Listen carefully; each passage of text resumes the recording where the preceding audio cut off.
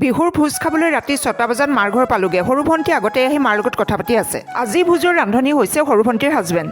মই পাকঘৰত সোমাই দেখিলো ভোজৰ আয়োজন পুৰাদমে চলিছে। বিলাহী ফুলকবিৰ মাছৰ আঞ্জাখন হৈয়ে গ'ল।